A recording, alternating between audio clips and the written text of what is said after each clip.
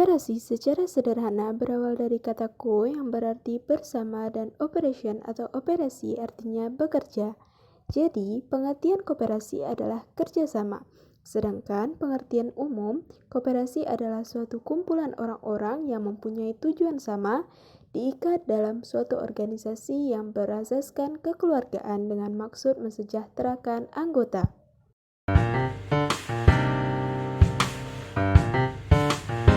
Sejarah koperasi pada awalnya dimulai pada abad ke-20. Pada umumnya, sejarah koperasi dimulai dari hasil usaha kecil dan spontan dan dilakukan oleh rakyat kecil.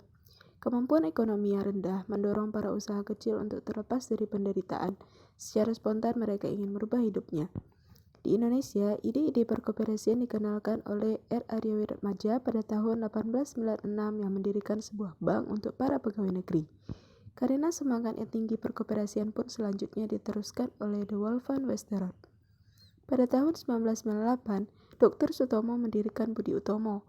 Dr. Sutomo sangat memiliki peranan bagi gerakan koperasi untuk memperbaiki dan mensejahterakan kehidupan rakyat.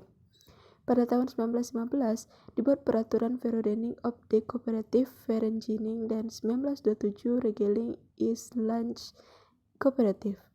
Pada tahun 1927 dibentuklah Serikat Dagang Islam, di mana dengan tujuan untuk memperjuangkan kedudukan ekonomi para pengusaha-pengusaha pribumi. Pada tahun 1929 berdiri Partai Nasional Indonesia yang mendirikan perjuangan semangat untuk penyebaran koperasi di Indonesia. Pada tahun 1942, negara Jepang menduduki Indonesia. Lalu Jepang mendirikan koperasi yang diberi nama Koperasi Kumiai.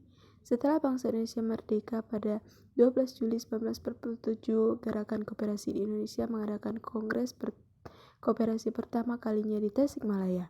Hari itu kemudian ditetapkan sebagai Hari Koperasi Indonesia. Tujuan koperasi. Koperasi bertujuan mensejahterakan anggota pada khususnya masyarakat pada umumnya serta ikut tatanan perekonomian nasional dalam rangka mewujudkan masyarakat yang maju, adil dan makmur, berlandaskan Pancasila dan Undang-Undang 1945. Fungsi dan peran koperasi sesuai dengan ketentuan yaitu 1. Membangun dan mengembangkan potensi dalam kemampuan ekonomi anggota dan pada khususnya dan masyarakat pada umumnya untuk meningkatkan kesejahteraan ekonomi dan sosialnya. 2. Berperan secara aktif dalam upaya mempertahankan kualitas kehidupan manusia dan masyarakat. 3. Memperkokoh perekonomian rakyat sebagai dasar kekuatan dan ketahanan perekonomian nasional dengan koperasi sebagai sokong guru. Yang keempat, berusaha untuk mewujudkan dan mengembangkan perekonomian nasional yang merupakan usaha bersama berdasarkan atas azas kekeluargaan dan demokrasi ekonomi.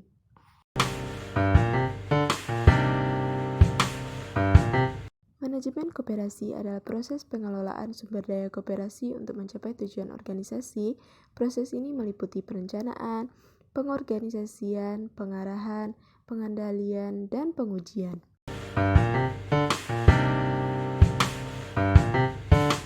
Manajemen koperasi bertujuan untuk memastikan sumber daya yang dimiliki koperasi digunakan secara efisien dan efektif. Pengurus koperasi memiliki tanggung jawab dan wewenang untuk melakukan pengelolaan usaha koperasi, termasuk 1. Mengorganisasikan, merencanakan, dan mengendalikan sumber daya koperasi. 2. Memprioritaskan kesejahteraan anggota. 3. Menjalankan usaha secara transparan. 4. Mengembangkan koperasi. 5. Memberikan pendidikan dan pelatihan kepada anggota. Prinsip dasar manajemen koperasi.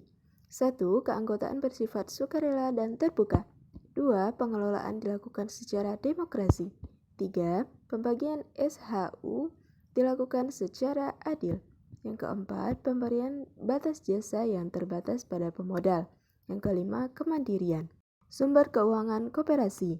Yang pertama, berasal dari modal sendiri, yaitu 1. Simpanan pokok yang jumlah uang yang dibayarkan anggota koperasi saat pertama kali bergabung.